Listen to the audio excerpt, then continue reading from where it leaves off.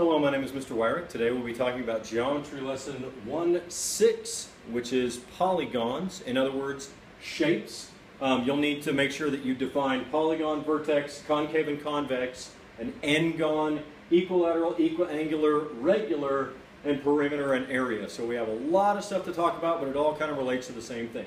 First off, a polygon means it's a figure. It's a shape, okay? When we started with triangles, it has three sides.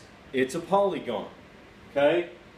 Rectangles, squares, and then you start to get into the shapes that we're going to be dealing more with, pentagons, hectagons, septagons, octagons, all these kind of things, okay? Now, each of these has, where the sides intersect, what's known as a vertex. That's where these sides meet together. So you'll need to know the number of vertices that something has. That'll help you determine area, things like that.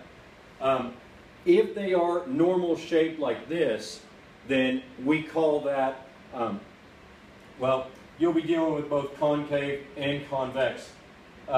It has them defined. You can define them further, but if it's convex, it's more like the regular ones. If it's concave, then with a four-sided figure, we might have 1, 2, and then up here for 3, and over here for 4. If it's an irregular kind of shape like that, that's our concave. It's folded in. Some of the lines might cross. If you extended them, you'll see more stuff on there. If it's a square, we know that that's equilateral. It's also equiangular. And anytime we have something that's equilateral, equiangular, we call that a regular polygon. So the Pentagon, the military compound that's in Washington, D.C., that is a regular pentagon. All the sides are the same. All of the angles are the same. It's a good example of what you have to deal with. Now, you've done perimeter before. You've done area before. You understand calculating those things until it comes to the bigger, more complex shapes. If we have something that's like a hexagon here, and we know that it's a regular hexagon, what we really need to do is just divide that out into the triangles.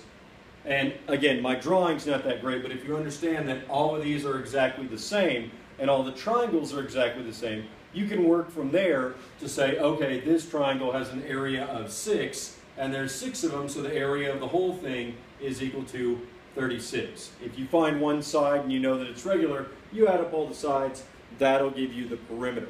Really nothing groundbreaking that we're working with in this one. It's just the idea of getting used to working with multi-sided figures, working with polygons, or working with n-gons, as we call them after they get over a certain number of sides, that we're going to be doing a little bit more advanced calculation and a lot of splitting up into triangles. Again, if there are further questions on this, just let me know in class.